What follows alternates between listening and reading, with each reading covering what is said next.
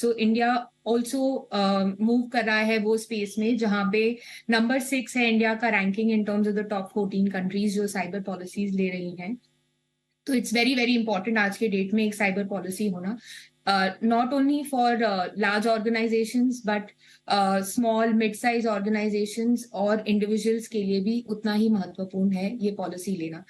और आगे जैसे हम बात करेंगे मैं बताऊंगी और भी थोड़े स्टैटिस्टिक्स है जिसके बारे में मैं बात करना चाहूंगी कि क्यों साइबर इतना इंपॉर्टेंट होता जा रहा है। बिल्कुल। पंकज जी, ऐसे में जो एक व्यक्ति का इंश्योरेंस पोर्टफोलियो होता है, जैसा मैंने शुरुआत में कहा था कि हेल्थ इंश्योरेंस सबसे इम्पोर्टेंट माना जाता है, लाइफ इंश्योरेंस काफ़ी इम्पोर्टेंट माना जाता है। फिर काफ़ी लोग क्योंकि कार इंश्योरेंस तो मैंडेटरी है, फिर होम इंश्योरेंस की तरफ भी लोगों का रुझान ज़्यादा रहता है। साइबर इंश्योरेंस शायद पिछले कुछ सालों में हमने देखा, इसकी अहमियत हमें मालूम चली है, खासतौर पर कोविड टाइम पे जब लोगों की रोजमर्रा के कामकाज में डिजिटल प्रेजेंस ज्यादा हो गई। फिर हमने देखा डीमोनेटाइजेशन के बाद जब कैशलेस लेन देन की तरफ ज्यादा रुझान बढ़ा, उसके बाद इक्वल जो एक कह सकते हैं फोकस अटेंशन था वो हैकर्स का भी इस तरफ आया कि कैसे यहाँ से थोड़ा बहुत ठगी की जाए। तो शायद यही वजह थी कि साइबर इंश्योरेंस को लेकर काफ़ी ज़्यादा जागरूकता बढ़ी। जैसा कनिष्का ने भी बताया कि मार्केट बढ़ रहा है और आगे इसके और बढ़ने की संभावना है। पर एक इंश्योरेंस पोर्टफोलियो में अभी भी आपको लगता है पंकज जी कि साइबर इंश्योरेंस इतना इंपॉर्टेंट है लोगों की, या अभी इसकी और गुंजाइश है बढ़ने की? देखिए स्वाति जी, जहाँ तक सवाल है इम्पोर्टेंस का, तो ये बहुत ही इम्पोर्टेंट है। जितना ज़्यादा कंप्यूटर का इस्तेमाल हो रहा है, जितना ऑनलाइन हम चाहे वो ऑनलाइन शॉपिंग हो या फिर एजुकेशन हो या किसी भी चीज़ के लिए हम यूज़ कर रहे हैं इंटरनेट का, उतना ही रिस्क बढ़ रहा है और साइबर अटैक्स बढ़ रहे हैं और कई तरह के नुकसान। ये सिर्फ मतलब एक फाइनेंशियल अनऑथराइज फाइनेंशियल ट्रांजेक्शन तक सीमित नहीं है, बल्कि चाहे आपका पर्सनल डेटा हो, आपका सोशल मीडिया हो, और उसकी वजह से फर्स्ट पार्टी यानी कि आपको डायरेक्ट नुकसान हो सकता है, या फिर आपके पास जो डेटा है, आप हो सकता है ऐसे प्रोफेशन में हो जहां पर कि आपके क्लाइंट का डेटा आपके कंप्यूटर में है और साइबर अटैक की वजह से आपके क्लाइंट्स का नुकसान हो जाता है, थर्ड पार्टी लायबिलिटी राइज हो सकती है। तो कई तरह के नुकसान यहां पर हो सकते हैं। तो जहां तक सवाल है कि जरूरत का, ये तो बिल्कुल कनिष्का ने भी जैसा एक्सप्लेन किया कि शायद जरूरत तो बहुत ज्यादा है, लेकिन अगर हम बात करें कि कितनी अवेयरनेस है, तो मुझे लगता है अभी भी बहुत शायद काफी जरूरत है। जितना अभी शायद अगर हम बात करें ऑर्गेनाइजेशन की, तो ऑर्गेनाइजेशन लेवल पे तो फिर भी शायद इसकी डिमांड बढ़ रही है या फिर यूज बढ़ रहा है। लेकिन अगर हम बात करें इंडिविजुअल लेवल पर, तो अभी भी लोगों में अवेयरनेस की कमी है। या शायद ऐसा लगता है, जिसे हम बात करते हैं ना घर का इंश्योरेंस, तो हम लाइफ लेते हैं, हेल्थ लेते हैं, जब बात आती है प्रॉपर्टी इंश्योरेंस की तो वहां पर अवेयरनेस कम होती है। उसी तरह से ये जो साइबर इंश्योरेंस है इंडिविजुअल लेवल पर, यहां पर अभी भी उतनी ज्यादा एक्सेप्टेंस नहीं है जितने की जरूरत है। तो कनिष्का, साइबर इंश्योरेंस या साइबर जो नुकसान है उसमें क्या क्या शामिल होता है? किन किन लेवल्स पर किसी को डिजिटली नुकसान हो सकता है जिसकी भरपाई एक साइबर इंश्योरेंस कर सकता है? तो जैसे मैं ऑर्गेनाइजेशन लेवल पे अगर बात करूं तो जैसे दो टाइप के रिस्क हैं। फर्स्ट पार्टी जो आपका खुद का लॉस है, आपका ओन फाइनेंशियल लॉस है, और थर्ड पार्टी जिसमें किसी ने आपके ऊपर अगर एक लॉ सूट फाइल किया है, आपको कोर्ट जाना पड़ेगा, एक लॉयर हायर करना पड़ेगा, उसका डिफेंस कॉस्ट जो आप पे करते हैं, वो सारी रिस्क है। तो ये दो टाइप की रिस्क है जो साइबर में कवर्ड होती है। इसके अलावा और दूसरी रिस्क है जैसे आइडेंटिटी थेफ्ट। अगर आज आपकी आइडेंटिटी या इंपॉर्टेंट डॉक्यूमेंट्स कॉम्प्रोमाइज हो जाते हैं और आपका डेटा पब्लिक हो जाता है और वो मिसयूज होता है, तो वो टाइप के फाइनेंशियल लॉसेस आपके लिए कवर्ड है। अब इंडिया में भी जैसे साइबर लॉज बहुत स्ट्रिक्ट हो रहे हैं और बहुत जल्दी हम डिजिटल प्रोटेक्शन डेटा एक्ट भी देखेंगे इंडिया में। तो उसके तहत अगर आप डेटा स्टोरेज कर रहे हैं बहुत सारे थर्ड पार्टीज का और आपके ऊपर अगर लाइबिलिटी आता है, तो वो काइंड ऑफ रिस्क भी कवर्ड है पॉलिसी में। सबसे बड़ा रिस्क जो हम देख रहे हैं मार्केट में वो आज के डेट में है रैंसमवेयर रिस्क। जहां पे अगर आपको एक्सटॉर्शन पे करना है, आपका डेटा इनक्रिप्ट हो जाता है, आपको एक्सटॉर्शन पे करना पड़ता है अपना डेटा वापस लाने के लिए, तो वैसा रिस्क भी पॉलिसी में कवर्ड है। पॉलिसी आजकल की इतनी ज्यादा ब्रॉड हो गई है कि अगर आप कोई नेगोशिएटर हायर करना चाहते हैं जो आपके बिहाफ पे नेगोशिएशन कर सके फॉर रैंसमवेयर, वो भी पॉलिसीज में इनबिल्ट है, क्योंकि हैकर्स के साथ डील करना कोई आम बात नहीं है, तो वो भी कवर्ड है पॉलिसीज में। इसके अलावा और दूसरे कवर्स हैं, जैसे कॉस्ट ऑफ साइकोलॉजिस्ट भी आजकल की पॉलिसीज में कवर्ड है।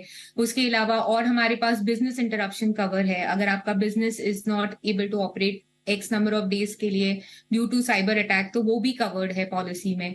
एंड इंडिविजुअल पॉलिसीज में भी लगभग सिमिलर कवरेजेस है, जैसे अभी इन्होंने बताया कि ऑनलाइन शॉपिंग कवर्ड है, ऑनलाइन बुलिंग कवर्ड है, सोशल मीडिया प्लेटफॉर्म्स पे अगर आपका बुलिंग हो रहा है, आपका इमेज डैमेज हो रहा है, वो कवर्ड है पॉलिसीज में। पॉलिसीज में यहाँ तक कवर उन्होंने दिया हुआ है कि अगर साइबर बुलिंग की वजह से अगर किसी का जॉब लॉस हो जाता है, तो एक्स नंबर ऑफ डेज तक आपका रेम्यूनरेशन या सैलरी कवर्ड है, वो सारे कवर्स भी है। एक इंडिविजुअल पॉलिसी में कॉस्ट ऑफ साइकोलॉजिस्ट कवर्ड है, कॉस्ट ऑफ रैंसमवेयर कवर्ड है, cost of data protection covered है। ये सारे कॉस्ट हैं जो एक इंडिविजुअल पॉलिसी में भी आप ले सकते हैं। इंडिविजुअल पॉलिसी की एक और अच्छी बात है कि फ्लोटर कवर्स अवेलेबल है, आप अपनी पूरी फैमिली को एक सिंगल सम इंश्योर्ड में भी कवर कर सकते हैं। तो आज के डेट में आप जो सोच सकते हैं एक साइबर इंसिडेंट हो सकता है, वो सब कुछ एक पॉलिसी में कवर्ड है। फिशिंग अटैक जैसे हम बोलते हैं कि अगर आपको कोई लिंक आ गया है जिसपे आपने रिस्पॉन्ड कर दिया है और वो फ्रॉड्यूलेंट लिंक है, आपके पैसे चले गए हैं, ये सारे अटैक्स भी कवर्ड है पॉलिसीज में। तो आज आप जो सोच सकते हैं वो सब अवेलेबल है कवर्स के फॉर्म में, क्योंकि इतनी सारी इंश्योरेंस कंपनीज है जो आज हमें ये कवर दे रही है। बिल्कुल। और पंकज जी, अभी अगर ऑप्शंस के हिसाब से समझा जाए तो कितने ऑप्शंस अवेलेबल है साइबर इंश्योरेंस के? किस तरीके की पॉलिसीज मिलती हैं, उनकी क्या खासियत रहती है अलग अलग कंपनीज की पॉलिसीज की?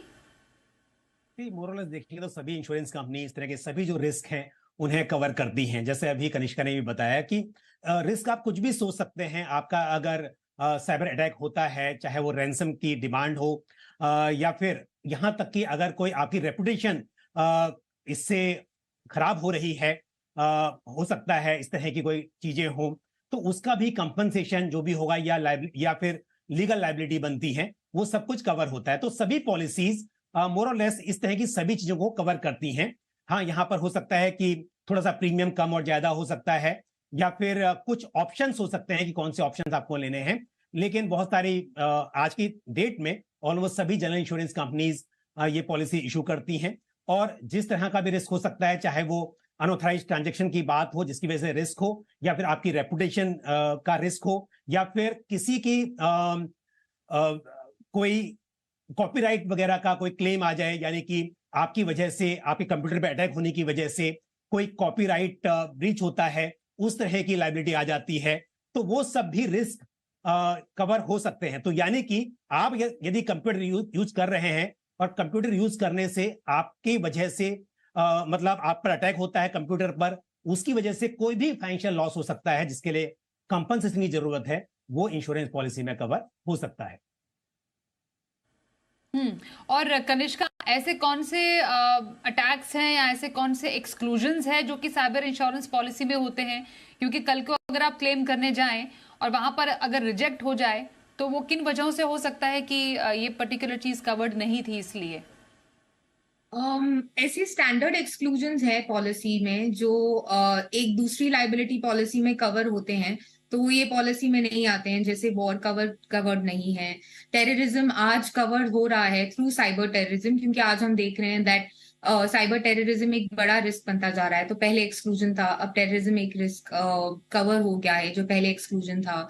अगर कोई भी एक्ट बॉडीली इंजरी या साइबर टेररिज्म या साइबर अटैक्स की वजह से बॉडीली इंजरी, प्रॉपर्टी डैमेज होता है, तो वो कवर्ड नहीं है पॉलिसी में। अगर ऑर्गेनाइजेशंस में अगर कोई इंफ्रास्ट्रक्चर फेलियर हो जाता है पर उसमें साइबर अटैक इन्वॉल्व नहीं है, तो वो कवर्ड नहीं है। अगर कोई ऐसा रिस्क है जो साइबर अटैक ऑर्गेनाइजेशन ने पॉलिसी लिया है और उन पे अटैक ना होके उनके किसी एसोसिएटेड वेंडर पे होता है, तो टू सम एक्सटेंट वो कवर्ड है। कोई पॉलिसीज में है, कोई कोई पॉलिसीज में एक्सक्लूजन है। सो बहुत सारे लाइबिलिटी कवर्स हैं जो दूसरी पॉलिसीज में कवर्ड हैं, वो साइबर में एक्सक्लूजन है। साइबर का एक बेसिक प्रिमाइस है कि अगर साइबर अटैक है और आपको फाइनेंशियल लॉस है या थर्ड पार्टी लॉस है तो ही पॉलिसी पे करेगी। अगर आपका सिस्टम अटैक है या सिस्टम वेयर एंड टेयर की वजह से अटैक है या आपका सिस्टम डाउन टाइम है, ऐसे बहुत बार हमने देखा है कि सिस्टम डाउन टाइम हो जाता है या वेयर एंड टेयर की वजह से मशीन्स बंद कर देती हैं चलना, उसकी वजह से भी बहुत सारे अटैक्स हम देखते हैं कि साइबर पॉलिसी में आते हैं। बट जब ब्रीच रिस्पॉन्स वेंडर्स जैसे हम बोलते हैं, जब वो ये अटैक्स को देखते हैं और एनालिसिस होता है, एक फोरेंसिक रिपोर्ट बनाई जाती है, तब पता चलता है कि एक्चुअली वो साइबर अटैक नहीं है, वेयर एंड टेयर की वजह से है या सिस्टम डाउन टाइम है। तो वैसे अटैक्स पॉलिसी में कवर नहीं होते हैं। वो क्लियर कट एक्सक्लूजन है क्योंकि ये पॉलिसी बहुत स्पेसिफिकली सिर्फ और सिर्फ साइबर अटैक्स के लिए ही बनी है, जो स्टैंड अलोन पॉलिसी साइबर की हैं। अगेन ऑर्गेनाइजेशन लेवल पे डायरेक्टर्स ऑफिसर्स का जो लाइबिलिटी होता है वो एक सेपरेट डीएनओ जैसे हम बोलते हैं, directors and officers liability policy में कवर होती है, साइबर में नहीं कवर होता है। तो ये सारी चीजें हैं जो साइबर पॉलिसी में एक स्टैंडर्ड एक्सक्लूजन जैसे आती है और कवर नहीं होती है। बिल्कुल। तो समझना जरूरी है कि साइबर इंश्योरेंस पॉलिसी के इंक्लूजन क्या है, एक्सक्लूजन क्या है, मतलब क्या शामिल है और क्या शामिल नहीं है, जिससे कि आप अपने लिए एक अच्छी साइबर इंश्योरेंस पॉलिसी ले पाएं और क्लेम करते टाइम आपको कोई दिक्कत ना हो। पर लेना कितना चाहिए साइबर इंश्योरेंस, ये समझना जरूरी है। और जरूरत अगर पड़ जाए क्लेम करने की, तो क्लेम करने की प्रक्रिया क्या है, इस पर करेंगे चर्चा थोड़ी देर में।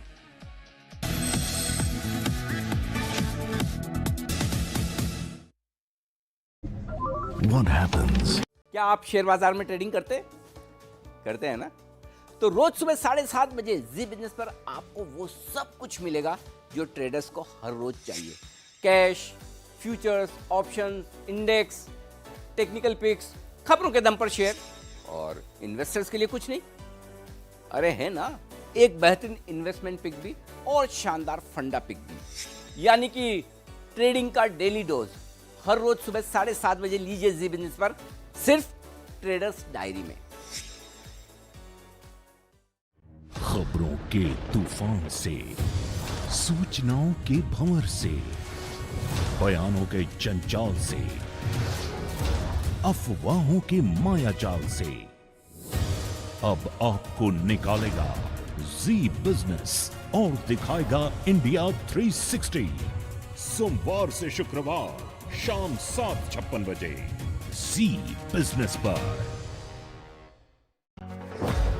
शानदार और बेदाग सफर, मार्केट का नंबर 1 लीडर, भरोसे का सबसे बड़ा नाम, लेकिन अंदाज बिल्कुल आम, जिसके तजुर्बे और समझ को करें दिग्गज भी सलाम। आसान भाषा में सिर्फ मुनाफे की बात, तभी तो देश चलता है जी बिजनेस के साथ। 16 साल से आपका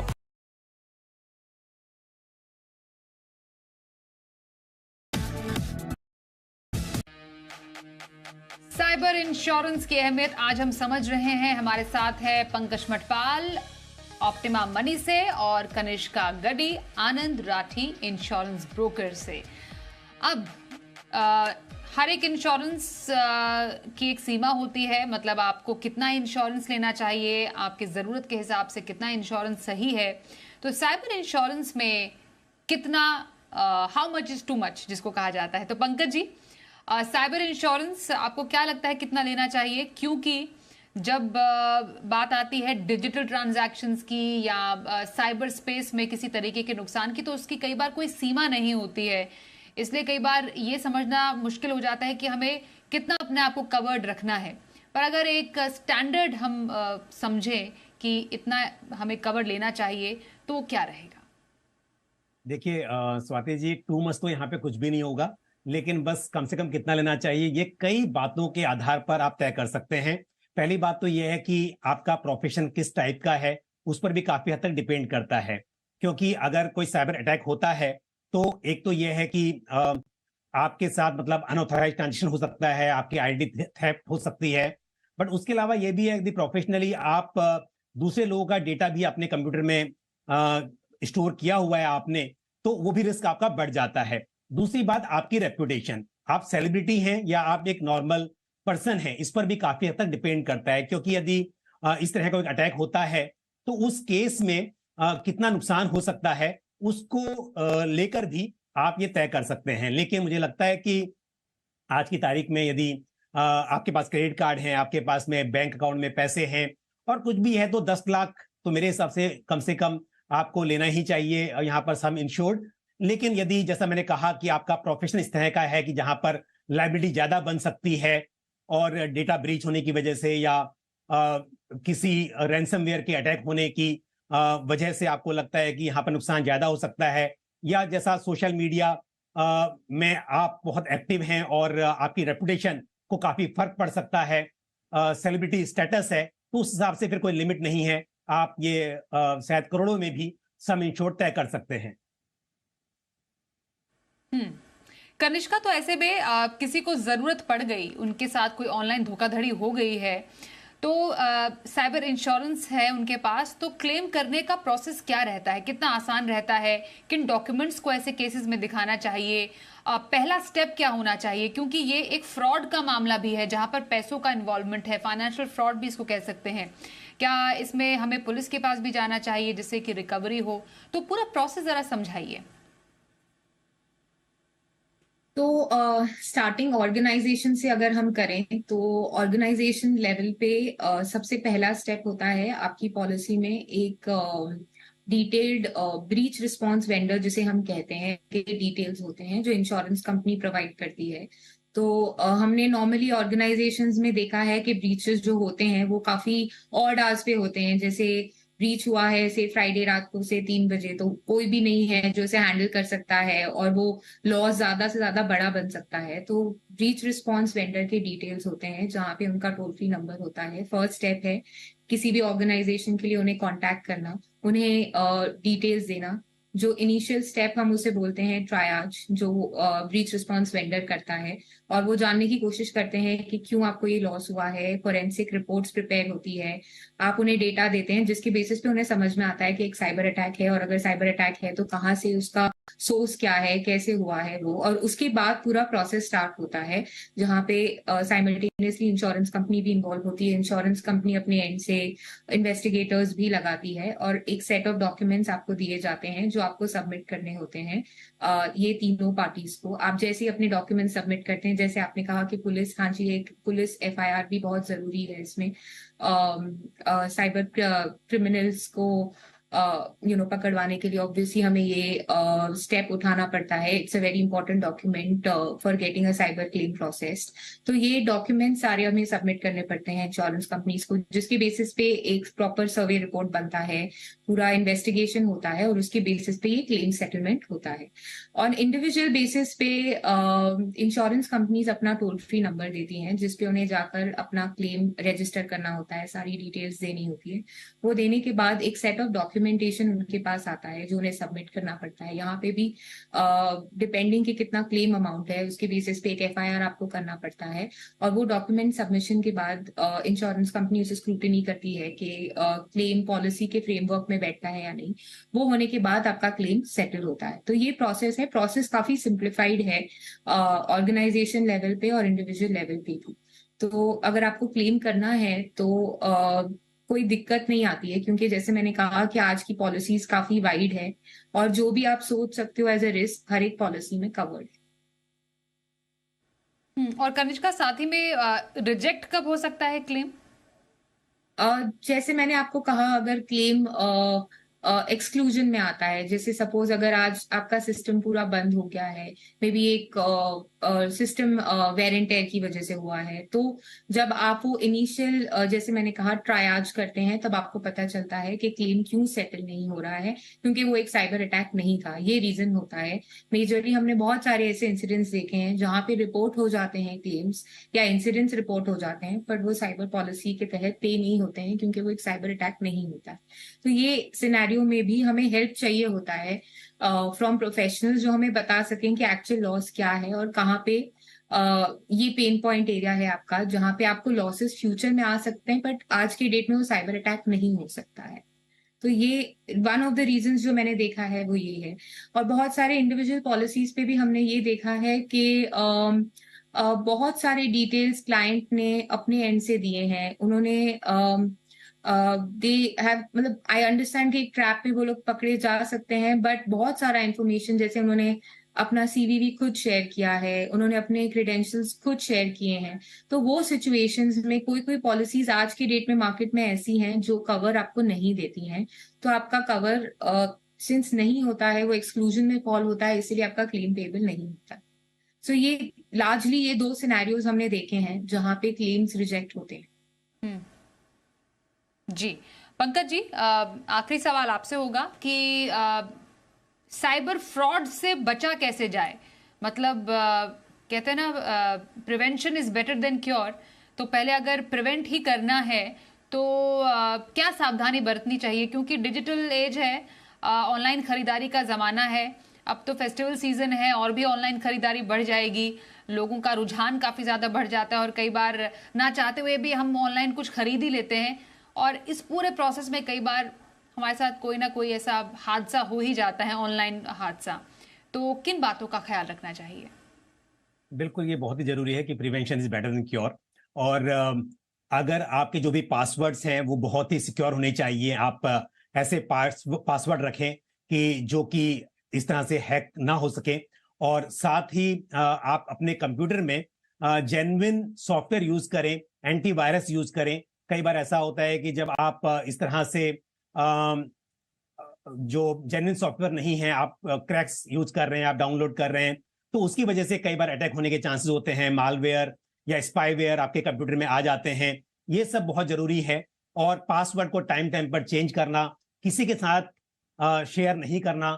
कई बार ऐसा भी होता है कि आप अपने सबऑर्डिनेट्स के साथ, अपने स्टाफ के साथ में शेयर कर देते हैं और किसी तरह से वो लीक हो सकती है इंफॉर्मेशन, उसका ध्यान रखना। या कंप्यूटर में ऐसे सेंसिटिव इंफॉर्मेशन जो है, अगर आप चाहते तो उसको एनक्रिप्ट करके रखें, उसको ओपन ना रखें।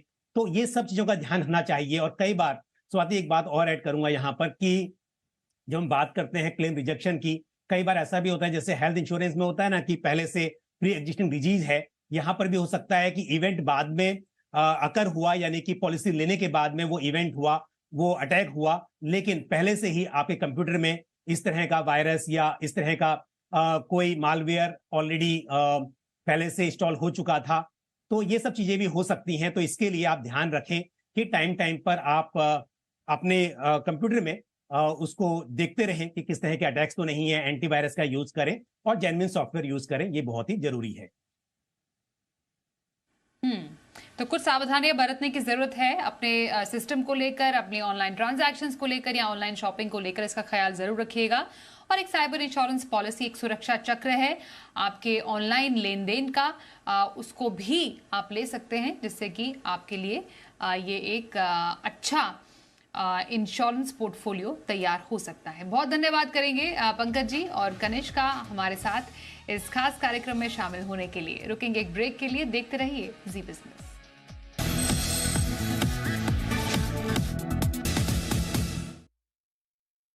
प्रायोजक एडलवाइज म्यूचुअल फंड, SIP से सब होगा।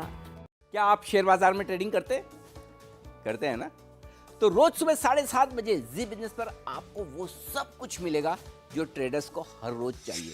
Cash, futures, options, index, technical pics